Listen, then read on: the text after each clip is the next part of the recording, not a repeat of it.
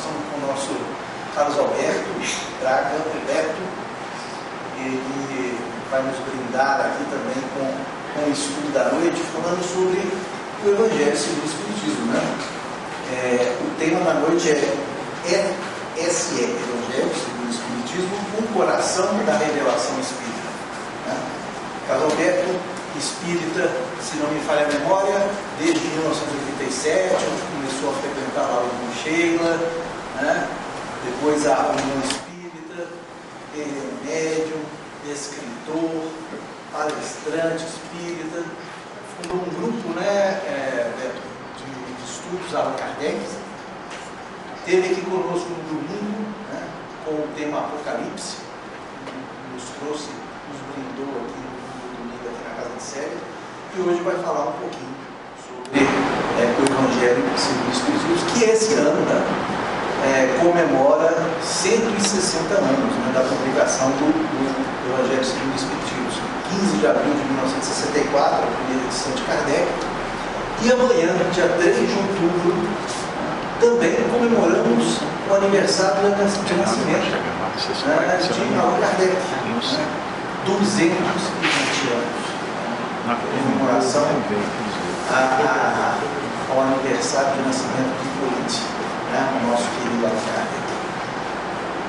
Muito bem, vamos fazer a nossa prece e em seguida a gente passa a palavra do projeto.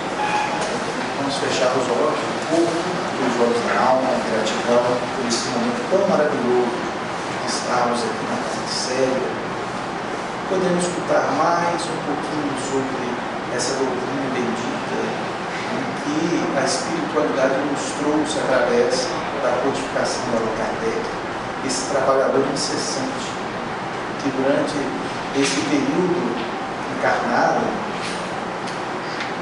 proporcionou a espiritualidade nos trazer de maneira tão clara, objetiva, metodológica, científica, os ensinamentos da doutrina dos Espíritos.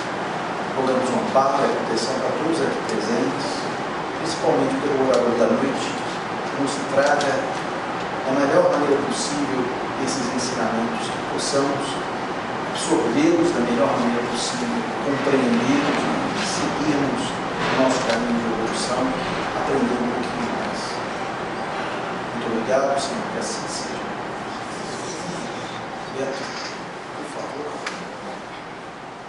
Você vai projetar, Beto? Boa noite para todos. É com enorme alegria que estamos de volta. É sempre um motivo de muita emoção retornar à Casa de Célia, rever os amigos, corações que nos acolhem com tanto carinho já há algum tempo. Me recordo de algumas décadas, mas é melhor não situar o tempo. O certo é que a história sempre, quando repassada, né, ela traz para nós momentos saudosos e muito aprendizado. Sendo assim, que Deus nos abençoe, que possamos ter alguns minutos prazerosos, que a gente possa trocar experiência e gravitar em torno do Evangelho é sempre uma oportunidade extraordinária. Me sinto honrado por estar trabalhando com vocês na Semana Kardec, o nosso patrono, né? Esse espírito magnânimo que veio ao mundo, numa alusão dos espíritos que o secundavam, como Erasto. Kardec é o precursor da felicidade celestial. Naturalmente, ele usa a expressão que nos remonta, inevitavelmente, para recordar do precursor João Batista, aquele que veio anunciar a vinda do Senhor. E por ser precursor, ele vem anunciar uma nova era. Elias colocando as coisas no seu devido lugar. Então nós vemos aqui 3 grandes profetas que podem ser confundidos no mesmo gigantismo, no compromisso em preparar um terreno para que a mensagem do Cristo se faça. E nada melhor do que comemorar, né, 160 anos do lançamento do Evangelho segundo o Espiritismo. O Espiritismo que cumpre uma promessa do Cristo, conforme a descrição do capítulo 14 do Evangelho de João, um dos textos que representam a alma da doutrina espírita, considerada, aportuguesadamente falando, consolador, porque o termo básico é o paracleto. O Espiritismo é o paracleto. E o que é? Qual que é o significado? O paracleto é aquele que cuida, que protege, que advoga. Olha que extraordinário. Advoga o quê? Pessoas ou propostas? Oferece o quê? Possibilidades. Isso é extraordinário. E aí, naturalmente, já que eu citei, vamos lá, não se turbe o vosso coração. Credes em Deus, credes também em mim. Quem falou isso? Jesus. Na casa de meu pai há muitas moradas, se não fosse assim eu vou-lhe teria dito, vou preparar-vos lugar. E preparando lugar, depois voltarei para vós. Mas antes disso, enviarei o Consolador prometido, aquele que vai falar em meu nome e vai dizer muito mais. Se ele não vier, eu não posso voltar. Aí já dá uma ideia extraordinária que o Consolador intermedia, prepara e simboliza todo o mecanismo que favorece para que a aliança se estabeleça.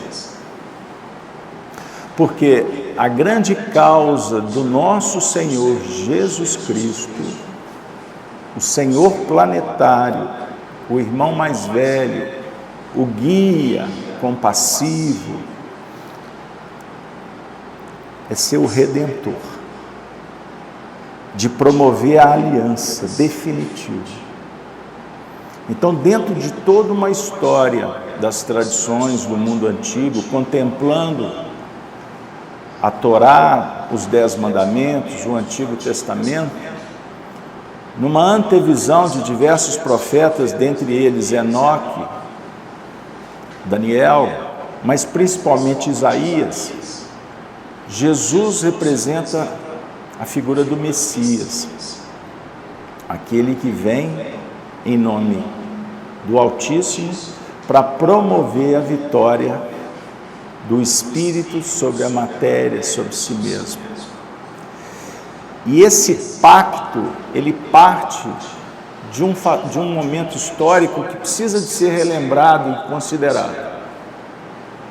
Porque quando Moisés, representando as tradições do Egito, da antiga Suméria, ele esboça o que nós conhecemos como o livro Gênesis, vai contar a história simbólica, não só da criação do nosso orbe, mas também o nascimento da humanidade, simbolicamente tratando de Adão, Eva, o Éden, aquela história que todos conhecemos e que hoje sabemos à luz do Espiritismo, que representa a chegada dos habitantes da humanidade que viemos de outros orbes, expulsos do paraíso, transmigrados, exilados, como queiram. Mas a grande parte chegamos aqui com profundas necessidades em face aos sentimentos egóicos que preponderaram, principalmente do mundo em que viemos. Pensemos nisso. Principalmente dentro desse contexto em que tivemos a oportunidade e não aproveitamos. Pode me passar. Oi?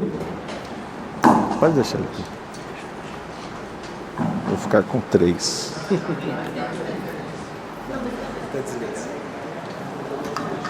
Então vamos lá.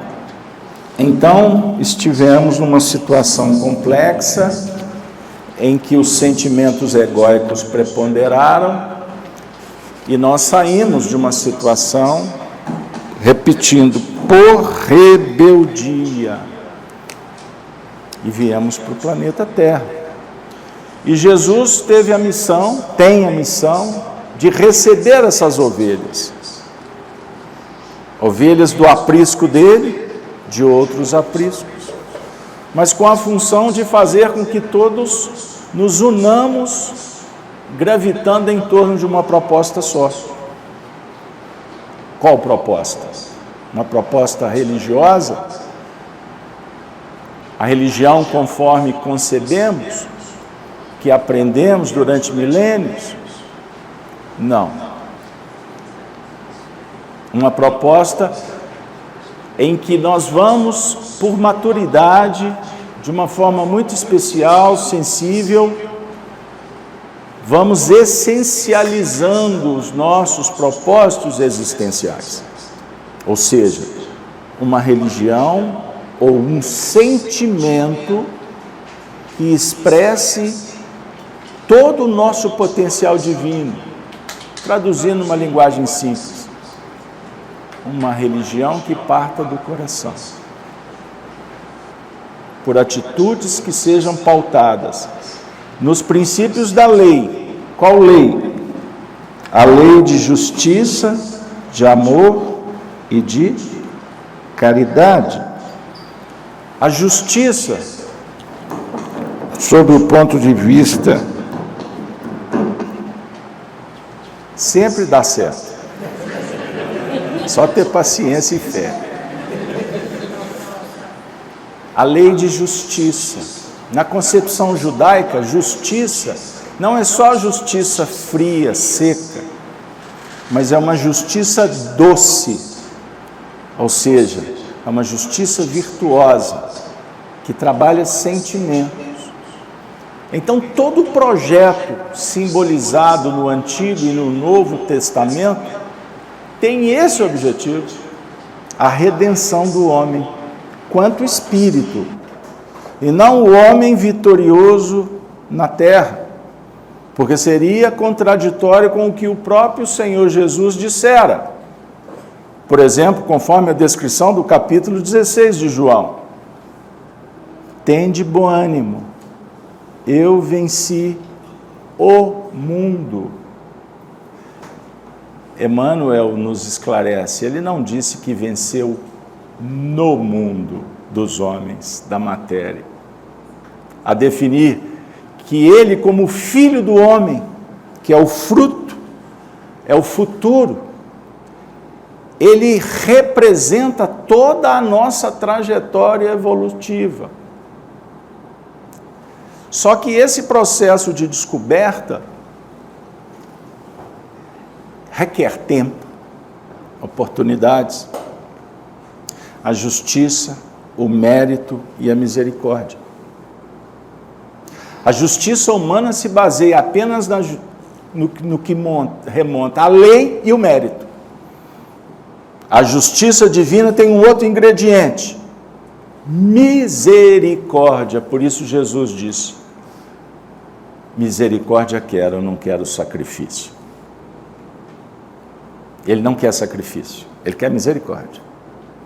Porque o sacrifício ainda nos representa uma matrícula muito, muito dura com as nossas complicações, com os nossos equívocos, com os nossos erros, com as experiências que deixaram marcas. Então, quando alguém afirma, estou sacrificando, Ele está na primeira milha. Quando a misericórdia se faz, ele já está na segunda milha. Lembra quando Jesus disse, quando alguém te pedir para andar uma milha, anda com ele a segunda, o segundo passo? Quando alguém te pedir a túnica, dê a capa. Quando alguém te pedir alguma coisa, a primeira dádiva é justiça. A segunda é transcendência. Você já está caminhando para a dinâmica operacional e essencial da virtude sagrada. Então, Jesus é o centro essencial de todo o diálogo evolucional. Mesmo para os ateus, os céticos, mesmo para eles. Porque a questão não é admitir, sob o ponto de vista externo, mas é conceber o bem a partir da aplicação, porque é lei divina e natural. Aonde está escrita a lei divina? Perguntou Allan Kardec para os espíritos. Resposta: aonde? Toda palestra espírita vocês escutam isso. Mas tem muita gente que não sabe o que é a consciência. Viktor Frankl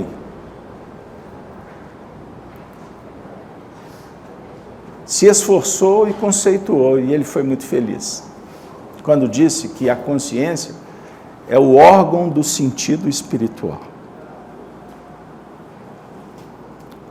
Se você tem o cérebro como um órgão que é gerenciador, que tem uma função extraordinária de competência para organizar toda a sua fisiologia, o cérebro representa a sua mente não está no cérebro. Isso para o materialista causa um grande problema. Mas o cérebro funcionando, ele dá sentido na sua vida fisiológica, concorda?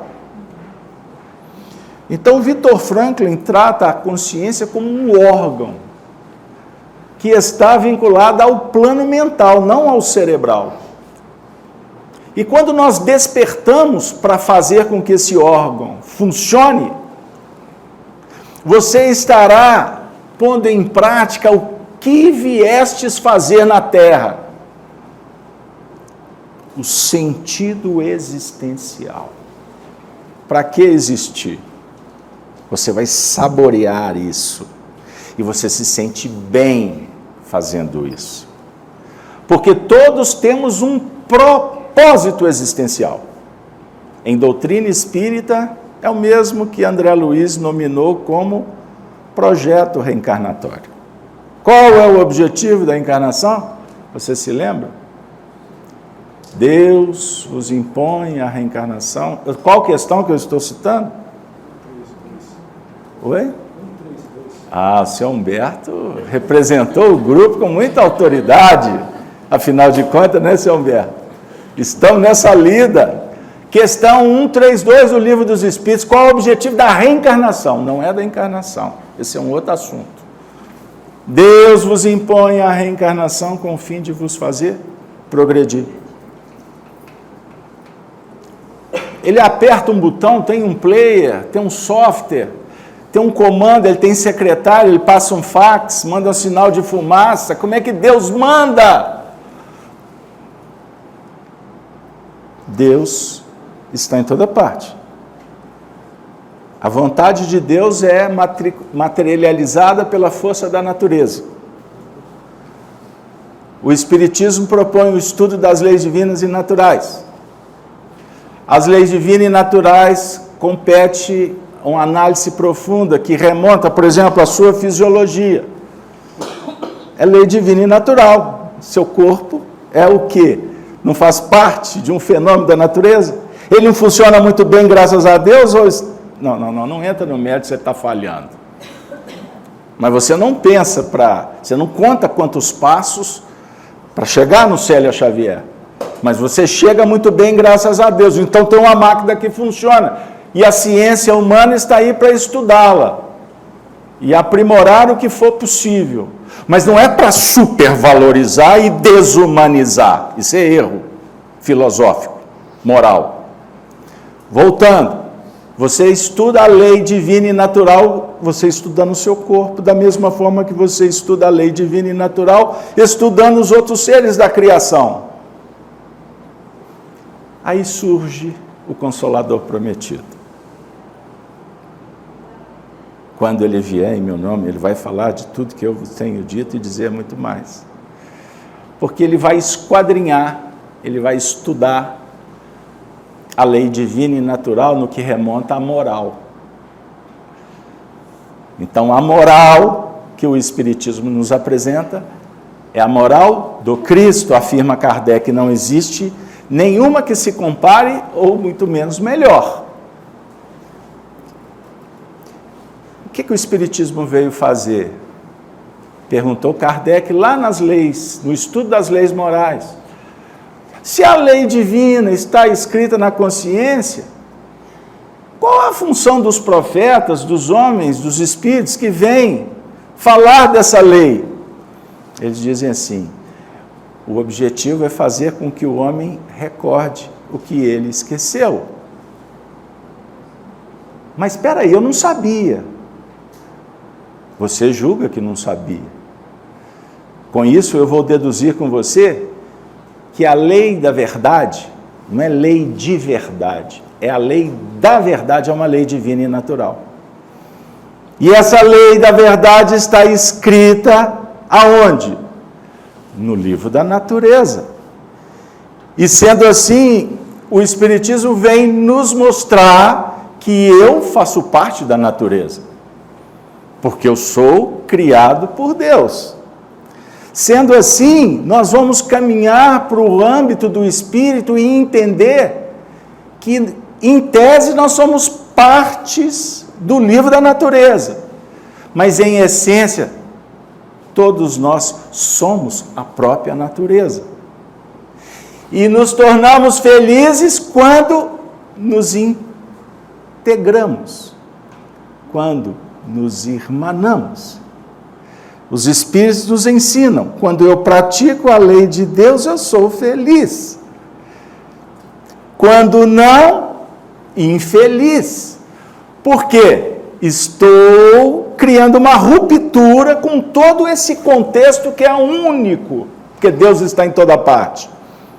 E Paulo de Tarso afirma que nós nos movemos no amor de Deus. Se o Espiritismo, por exemplo, fala do fluido cósmico universal, que é uma matéria primitiva, a base de toda essa matéria, parte dela que o homem conhece, e que através do fluido cósmico universal, por exemplo, o meu pensamento alcança distâncias inimagináveis. Nós nos comunicamos pelo pensamento. Opa! Então o poeta afirma que ninguém toca uma rosa sem atingir uma estrela. Então significa que quando eu desperto consciência para um nível superior, a partir da prática das coisas boas, que eu vou chamar virtude, eu não estou distante de ninguém. Eu fico perto de quem eu quiser. E essa relação se torna exuberante quando o outro também quer. Aí eu estou trabalhando com vocês agora a lei de sociedade. Eu estou falando de novo sobre a lei do amor. Eu estou vitalizando o nosso papo, eu estou dando sentido. Nós estamos aqui criando uma ambiência espiritual que favorece que todos nos sintamos sensíveis, sensibilizados. Porque isso não acontece lá fora, tem que ser dentro da casa espírita. Então eu posso subentender que eu não estou treinado, que eu só pratico de vez em quando, que mesmo estudando o Espiritismo eu ainda sou um espírita materialista, que de vez em quando vivo a espiritualidade. É aquela história, eu sou um espírito imortal, que vivo uma experiência humana. Aqui as pessoas se sentem pessoas humanas que de vez em quando vivem uma experiência de espírito imortal. Então tem alguma coisa que não bate, tem alguma coisa aqui que não está ajustada. E eu estou identificando isso quando eu sinto um vazio existencial. Quando eu começo a desenvolver ansiedade. Quando eu alimento a melancolia. Quando eu cultivo a depressão. Quando eu robusteço a obsessão. Porque eu estou fazendo escolhas, estou agindo, eu estou semeando. E ninguém colhe feijão se plantou laranja. Nós vamos colhendo conforme a nossa obra que está sendo edificada. E a questão de ordem é que Jesus falou para construir essa obra em bases firmes. Aí no capítulo 7 de Mateus ele falou de construir a casa sobre a rocha, porque o vento, o ladrão, a tempestade não vai derrubar, porque ela está em bases sólidas. Aí ele vai falar, seja prudente, seja perfeito. É dentro desse contexto que ele fala da perfeição. Sabe quando, especificamente? É quando Jesus falou sobre a necessidade de amar o inimigo. Aí daqui a pouco ele fala, portanto, sede perfeitos, como perfeito é o vosso Pai Celestial. Opa, o que ele está dizendo? Ele acabou de falar do inimigo. Quem é o meu inimigo? Ele está lá fora? Ele é espírito? Ele é um parente? Ele é um criminoso? O que é meu inimigo? Se a proposta do Cristo é toda essencial, é toda do coração, então eu posso subentender que o meu inimigo não está lá fora. O meu maior inimigo são os meus limites, a minha ignorância, que causa morte, que causa dependência, que transfere responsabilidade. É um ser que eu inventei, porque ele não nasceu comigo. E agora eu falo da minha personalidade. Você chama Maria, José, mora ali, mora acolá, está naquela família, depois vai deixar essa família, como outros vieram e partiram. Então significa que todo esse cenário humano, ele é transitório, ele não é permanente. Por que que eu julgo que ele é para sempre? E por que que eu invisto tanto nas coisas materiais? Por que que eu vim à casa espírita hoje? Porque chegou a hora, e a hora é essa, que aquele que crê tem a ressurreição, a vida eterna, porque eu sou o pão do mundo, e esse pão é para que ninguém tenha mais fome, como a água, que vai terminar com a sede, ninguém mais terá sede. Porque nós vamos chegar num momento em adorar Deus, porque você só adora Deus. Essa história de ídolo não cabe mais. Espírita não conversa sobre personalismo. A nossa conversa ela é pública, ela é bem comum. Porque o nosso grande desafio é deixar essa máscara, utilizá-la quando necessário, porque eu chamo Carlos, você chama Joana, você é pai, eu sou filho, nós temos uma relação social que o nome, o CPF, tem o valor, mas não é mais importante do que a relação, do que a minha produção em essência. O que me faz deitar a cabeça no travesseiro e dormir em paz é uma equação simples que nós complicamos. Colocar em prática o que a consciência está dizendo. Porque, voltando à lei divina, está esculpida na sua consciência. Sendo assim, somos felizes quando fazemos a obra de Deus. E chegou o momento que essa obra de Deus, eu preciso de entender que ela acontece dentro, não é fora. Embora o lá fora é uma oportunidade de trocar, de aprender, de verificar, Mas o que fica para sempre é o que está acontecendo aqui dentro. Eu cuido de tanta gente no centro espírita e não estou cuidando de mim mesmo. Paradoxal. Há uma contradição. Então eu vou para a comunidade porque fora da caridade, fora da beneficência, mas fora da indulgência e fora do perdão, eu não serei um homem de bem. Então significa que eu preciso me conectar melhor com a essência da vida. Eu preciso de me conhecer mais para me dominar, para que eu não sofra tanto, que eu não esteja tão preocupado em ficar provando para os outros o que eu não sou, porque isso é a pior mentira. Mentir para si mesmo. Então, quando eu estou interessado no que o outro pensa a meu respeito, eu estou descuidando de avaliar com propriedade o que eu preciso de saber sobre quais são as minhas tendências, as minhas possibilidades.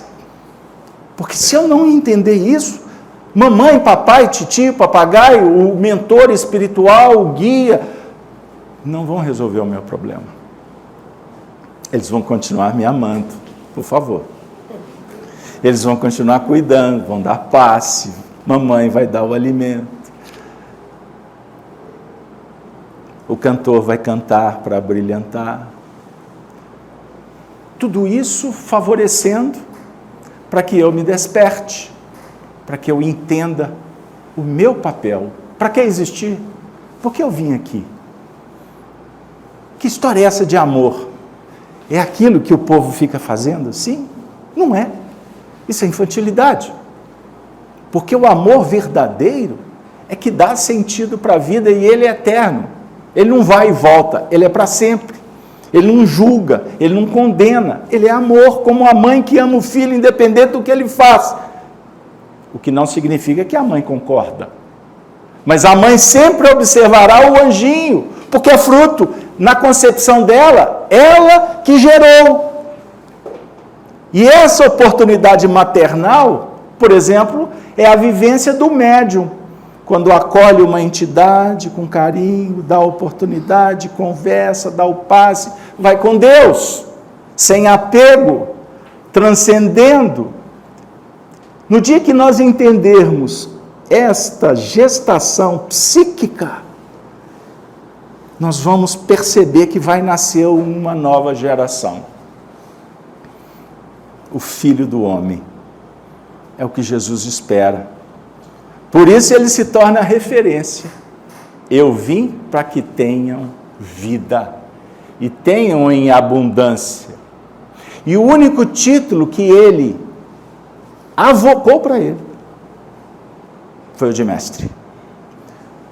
Capítulo 13 de João, no verso 33. Vós me chamais mestre e dizeis bem, porque eu sou. Mas ele não admitiu o adjetivo de bom. Bom é o Pai que está no céu. Eu estou aqui para desenvolver bondade, mas não me considere bom, porque completo é só o Pai. Então que pretensão é essa de nos julgarmos os bambambãs, os poderosos? Percebam que é onde que a gente começa a cair? É quando agimos com prepotência e aprendemos na psicologia profunda que toda prepotência gera, porque ela é antinatural, a potência é divina, mas o exagero é egóico. Então toda prepotência tem como lei de retorno o quê?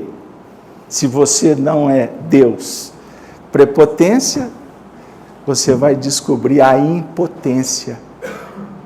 E a impotência traz o sentimento de falência, de queda. É da lei, não tem errada. Ser humilde, a lei te acolhe. Ser arrogante, a porta fecha. Em todos os níveis. Allan Kardec em 1855 encontrou os espíritos, simbolicamente. Ali ele começa a viver as experiências, sendo preparado para oferecer tudo que ele ofereceu como grande gigante da história humana. Em 57 ele lança o Livro dos Espíritos. Em 61, o Livro dos Médiuns. Porque ele, como educador por excelência, ao organizar o Livro dos Espíritos, dividindo em 4 partes, ele entende a necessidade de explicar mais, desenvolver melhor os assuntos. Então, intuitivamente, ele vai fazer um estudo da segunda parte do Livro dos Espíritos e, por isso, em 1861, ele lança o Livro dos Médiuns, que está escrito no frontispício, Guia dos Médiuns. Portanto, o médium que não estuda diuturnamente o Livro dos Médiuns é um médium sem guia. Ele pode ser tudo, ele pode ter tudo, menos guia.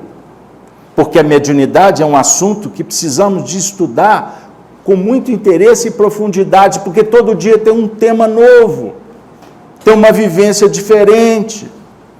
Eu preciso de cuidar da moral, mas preciso de entender o funcionamento para mim não ser um médium comum.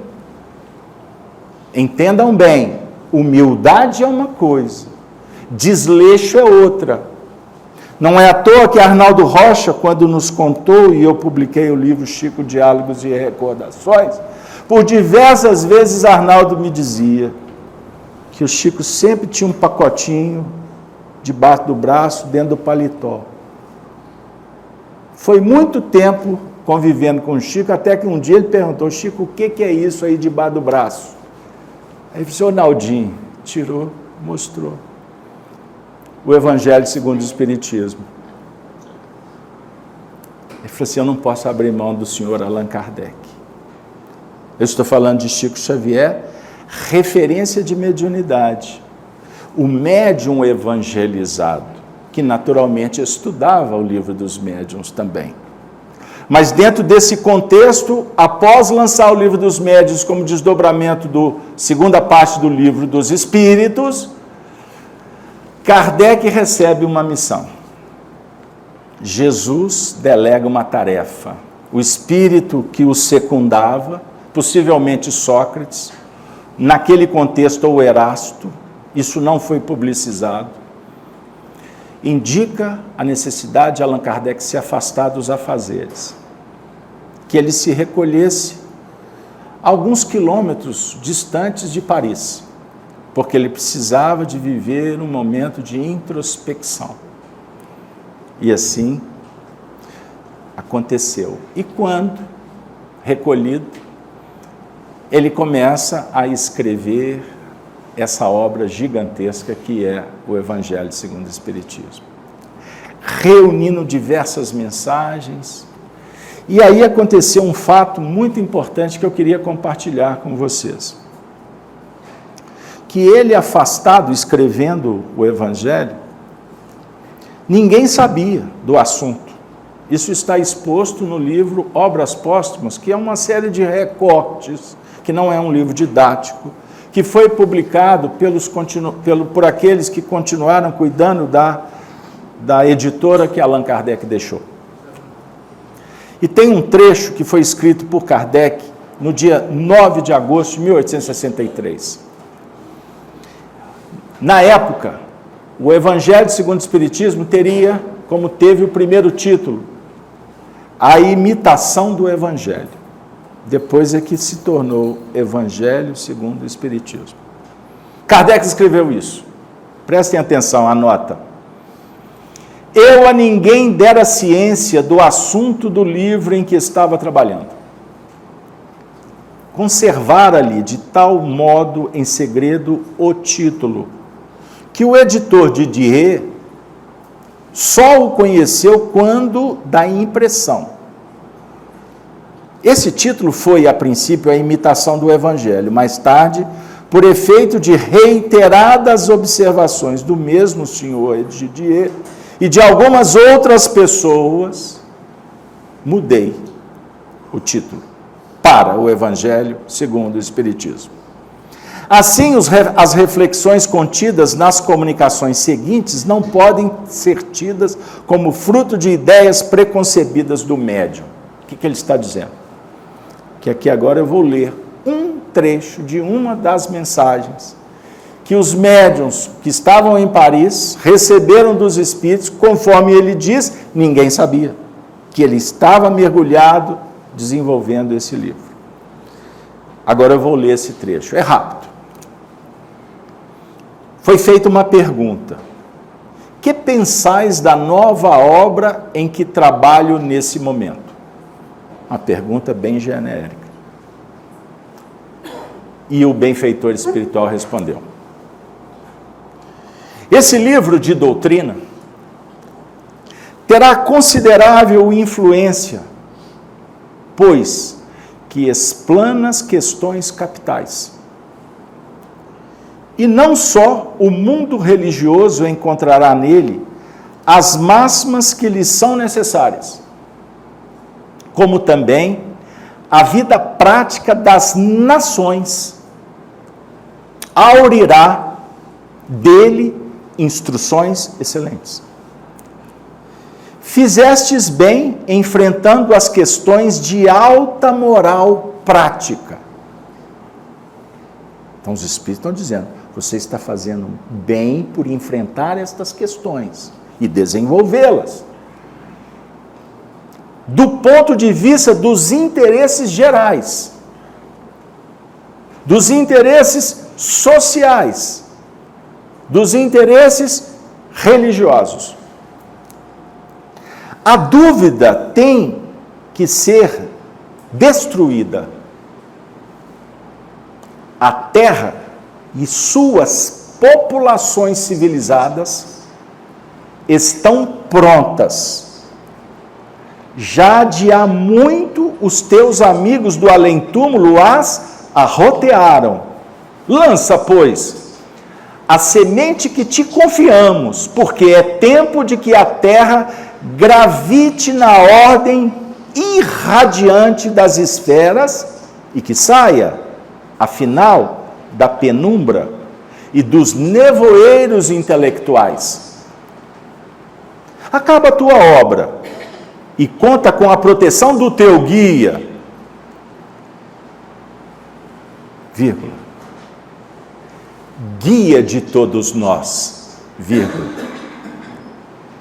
e com o auxílio devotado dos espíritos com E maiúsculo, que te são mais fiéis e em cujo número digna-te de me incluir sempre.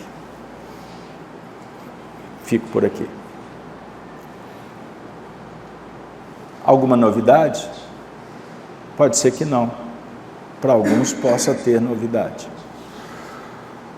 Eu fiz questão de ler, porque chegar aqui em poucos minutos falar de uma obra como um todo, seria presunção de minha parte. Nós estamos comemorando 160 anos do livro Evangelho segundo o Espiritismo, que, por exemplo, aqui no Brasil, de todo o catálogo de livros espíritas, é o livro que mais vendeu em todos os tempos, para lá de 60 milhões de livros.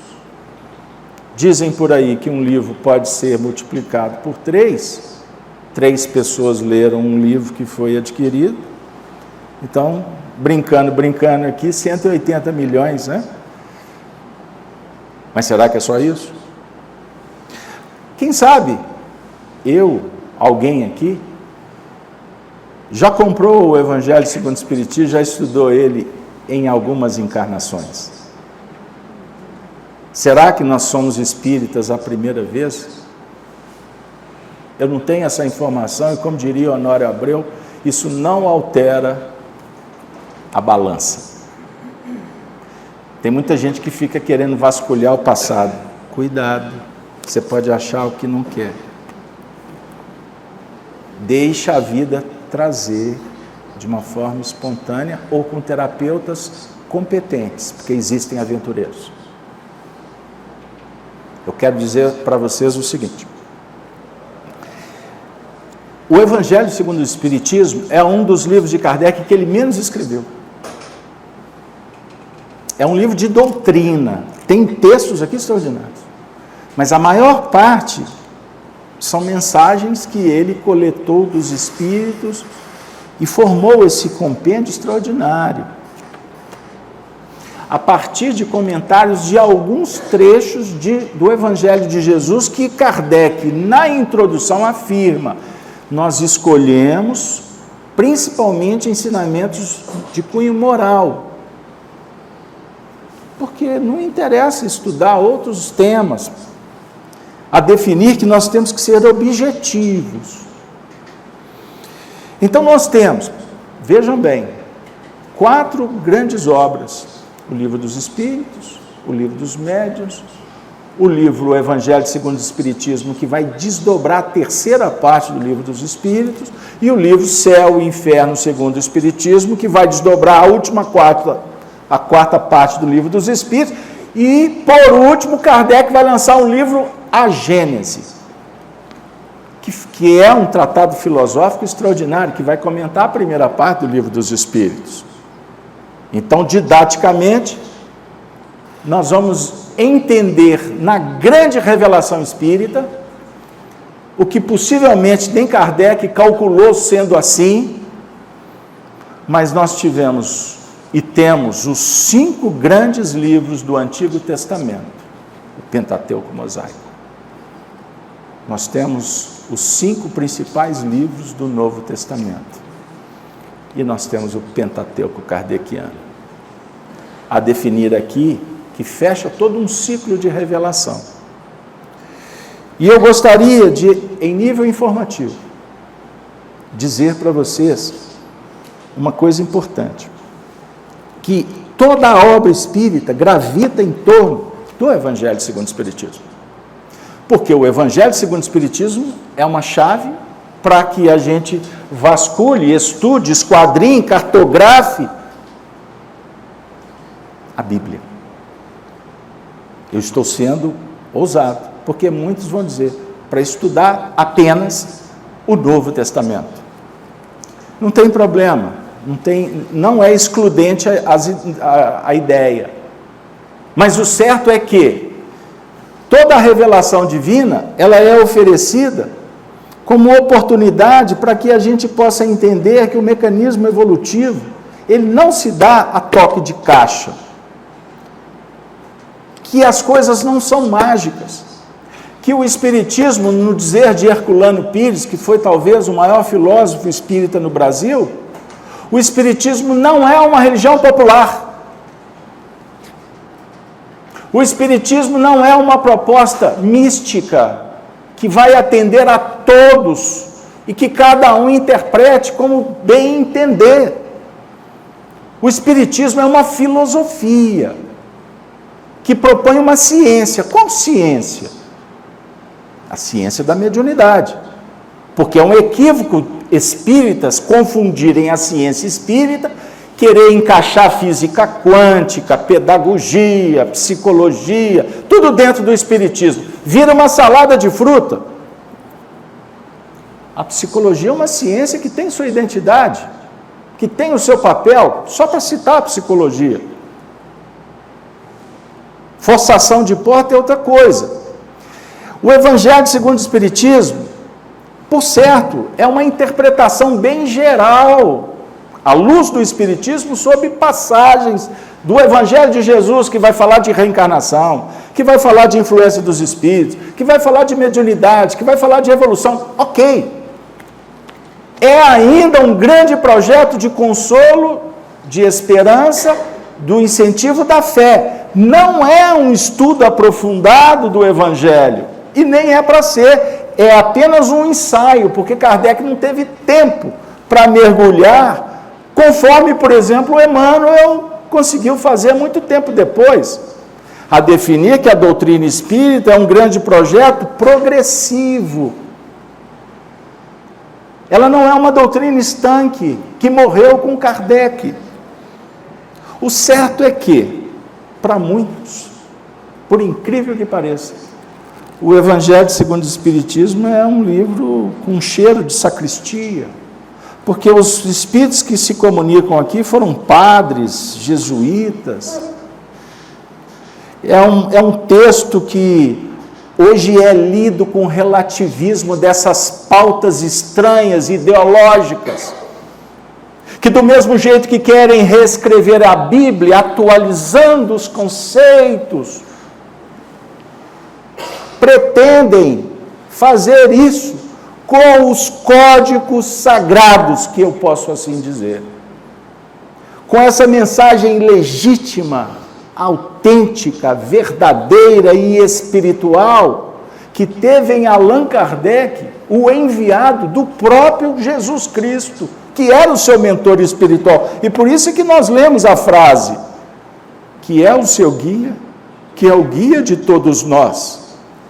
Então, em nível hierárquico, nesse mundo que vivemos, em que o respeito está indo para a lata de lixo, antigamente a gente lia isso aqui de joelhos, porque se respeito dialoga com o caráter, se eu não respeito os espíritos superiores, eu vou respeitar a quem? Se eu não respeito o meu pai e a minha mãe, eu me respeito, eu pergunto para vocês, na lógica da gratidão, da honradez, da altivez, da beleza de um relacionamento equilibrado, fraterno. Sendo assim, lembrem disso. É um apelo dos espíritos. Quem sou eu? Esqueçam desse que está aqui, porque não vale nada. Mas é um apelo da espiritualidade.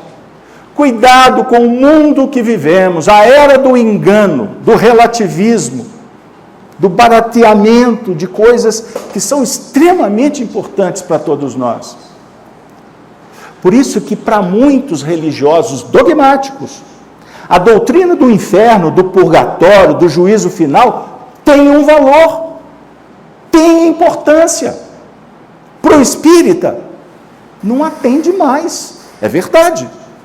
Por quê? Aonde está a justiça divina a partir de uma análise de um fogo eterno, sem chance de sobreviver, ou de sair, ou de reparar? Não tem lógica. Mas nós precisamos de respeitar a crença das pessoas, o estágio evolutivo de cada um, da mesma sorte que dentro do próprio Espiritismo sabemos que temos espíritos que ocupam as mais variadas posições no mundo espiritual. Portanto, existem espíritas infantilizados, os mais maduros, aqueles que são gigantes em moral, outros só em intelectualidade, são ótimos intérpretes, bons médiuns, mas são seres humanos. E dentro de um cenário de muitos equívocos, porque onde tem dois homens, existe contradição. Porque a nossa visão é míope. O que prepondera é a nossa persona, a nossa vaidade. O Espiritismo representa, estou sendo fiel ao codificador, o Espiritismo é a chave que faltava para a humanidade estudar as doutrinas antigas, os elementos esparsos, que faltava conexão. Por isso, Kardec anuncia que o Espiritismo não vai ser a religião do futuro. E não nasceu para isso. O Espiritismo vai ser a alma das religiões, é outra coisa. Porque não existe uma vida qualificada para ninguém no universo sem as bases legítimas da justiça divina, expressada, esquadrinhada, manifestada, das mais diversas condições. Sendo assim, o Evangelho segundo o Espiritismo é uma obra para todas as idades, para todos os gêneros. É um livro que quanto mais a gente estuda filosofia clássica, que a gente penetra nos escaninhos da história, que a gente se depara com espíritos que estão com alcance lá na frente, mais esse livro se agiganta. Cada vez mais Allan Kardec se faz realmente o Elias que há de vir.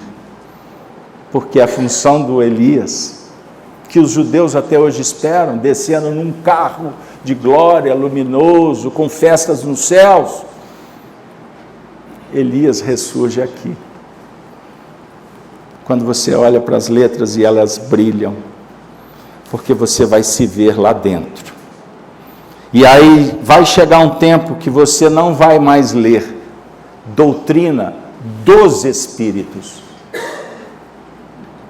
Você vai dizer, doutrina de todos nós que somos espíritos.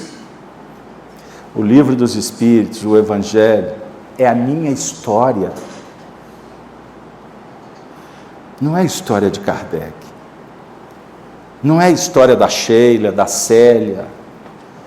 Não é a história do Peralva, do Arnaldo, dos espíritos que estão compondo essa festa, que trabalharam aqui e agora vocês ocupam o espaço que eles deram a vida. Essa doutrina é minha, porque enquanto eu não me enxergar aqui dentro, essa doutrina, ela não vai entrar. E essa doutrina se torna maravilhosa é quando ela sai, através do olhar carinhoso, da mão que afaga, da voz que encanta, da poesia, que nos faz sentir pequenos. Porque o reino dos céus é das crianças, é da alma pura. O intelectual perguntou para Jesus, na descrição do capítulo 18 de Mateus, quem é o maior no reino dos céus? Jesus convida uma criança, põe no meio deles e responde com toda bondade e sutileza. Vocês estão interessados em quem é o maior? Enquanto não vos converterdes e vos fizerdes como esta criança, não podereis entrar lá, aonde vocês estão procurando o que não existe. O encantamento ilusório que tem feito a humanidade sofrer, que nesse instante coloca pessoas em conflito, guerras pelo mundo, entre nações, entre irmãos, entre família, entre casais, guerra entre pai e filho, guerra do indivíduo com ele mesmo a tal ponto de tirar a própria vida. Jesus vem para que tenhamos vida, vida em abundância. Gravite em torno disso. Tenha uma vida simples. Confie, porque a vitória depende da luta, do mérito, do esforço. Nada desce do céu se não fizermos a nossa parte. Então ame a Deus, ame ao próximo, mas não esqueçam de amar a vocês mesmos. Porque se você não se amar, você não se perdoa, você não admite, você não ressignifica, e você vai continuar pedindo ajuda lá fora. Você deve se transformar no terapeuta de você mesmo. E o Cristo veio ao mundo para te ensinar isso. Tenham vida, vida em abundância. Só o amor proporciona. Ave Kardec, nosso patrono espiritual. Ave Cristo, a essência da vida. Muito obrigado à coordenação, à família Célia Xavier, aos amigos que estão em casa acompanhando na internet. Muito obrigado. Tenham todos uma noite de muita paz, esperança E o mineiro não perde viagem, né? Eu vou terminar avisando para vocês que o Célia Xavier está vendendo com promoção o livro Evangelho segundo o Espiritismo. Corre lá e abaixa o preço para o povo. Valeu, pessoal. Muito obrigado. Boa noite.